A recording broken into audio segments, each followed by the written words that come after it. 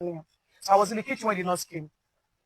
And when the nurse came, she went upstairs to meet my husband. I also went, yeah. But we wanted to take the medication in Liam's room, but Liam's room is very small. So we had to go to our own personal room, myself and my husband's room. And, the nurse examined the wounded parts. And I told her that my husband is an ulcer patient. And she should be careful with whatever he wants to administer on his body. She was even happy. Like, she was even thanking me that thank God I informed her. And, she said, so I was asking her, what kind of injection do you want to give him? I asked her, and he said, tetanus, and I've forgotten the rest. No, I'm not in the medical line. So he gave the nurse administered one injection. The second one, I think, first, I think it was the third one that got on his body. Oh. Yes, it was the third injection. But I was not really at the scene because I was cooking before the nurse. So I had to go to the kitchen to put all the food I was cooking. I went upstairs. So I think it was around the nurse was about to give him the third injection when I entered. So immediately I entered, he was telling the nurse to remove it. I was feeling somehow. He told the nurse to remove it. I want to pee and I want to vomit. So I held his hand to the restroom. He vomited. He peed. On our way coming back from the restroom, he just fell down. He started saying his heart is hurting him. I need water. So I had to call on Adura, like the other people that they should come. So he told Adura to get him water. Adura should pour in water. So Adura got him water. We poured the water on him, but he was still not feeling comfortable. He said he needs an AC, he needs fan. Like, he's hurting inside his heart. He's hurting him. Heat inside. Yes, like he needs water. Like he needs us to pour in water. Next, he started having his body started having reactions. Like he was vomiting. So we had to carry him to Liam's room because Liam's room has AC. So he said he's still not feeling comfortable. So I knew that I did something had to be done. So I ran to our neighbors because his car was faulty. Like his personal mechanic was working on his car. So I went to the mechanic. He has not even gone anywhere with the car. We cannot carry the car to the hospital. So I had to run to the next neighbor to please help us. And the neighbor accepted, and he followed up me upstairs to carry my husband. And I had to call on different people to just help me to carry him. So, immediately that thing happened. The nurse ran to the nearest pharmacy. The nurse and Bami, they ran to the nearest pharmacy to get something to calm the reaction. So on our way going to the hospital, we saw Bami and the nurse. So we had to take them along. So, and we stay around Orchid in Lekki. So on our way going, there was much traffic. The traffic was really, really much. So we had to just come down from the car and carry him on the bike to the hospital.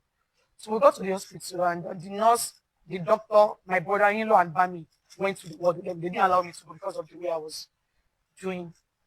So when we got to the hospital, the doctor tried to examine him, and I think like 15 minutes later, the doctor broke the news that he's dead. All right, so Wunmi just told us what happened that led to the buying of Mohbad. If you watch the full this thing on TVC, she just explained what happened to Mohbad. And I have a lot of questions. My first question is this. Since you know what happened to him, why didn't you say this from the onset? I mean, the day he buy, why you no come talk, say, oh, this is what led to the buying of Mohbad? Why are you saying it now? Almost 2 years don't reach when the boy buy. You are saying it now. Why? Why did you have to hold on to this information for this long? And Nigerians, back, what happened to Mohbad? Everybody did. Some people carry placards, some people go protest, everything. Why? Number two, all those celebrities, were they close to her? I'm pretty sure she told them this story. Why were they acting as if they didn't know what happened to the boy? Because from the way they acted when the boy died, hey, God of Israel, she go post they've taken him away from me. If you knew this story, who is the day that took him away from you? Why did you people hold on to this story till this long? You know what I want to thank God for? I really want to thank God that while all those things was going on, I kept on saying that this girl knows what happened to the boy. Everybody came for me. Naira Marley don't pay him. Oh, Nikure, they said a lot of things to me. They call my DM, they insult me. They said they insult my mama, they insult my papa, they insult my family, they threaten me, they say everything. If I no strong that time, maybe I for drink sniper for by now. This thing for don't come out. Ask yourself a question: why was she holding on to this information for long? What was the gain? What was the plan behind? I mean, there was no need to carry placard. There was no need to protest justice for Mohbad. You people sounded as if some boys gather Mohbad. They carry plank, they hit her, or they carry something, they choke her, or they give her poison, or they knock her chance. Why?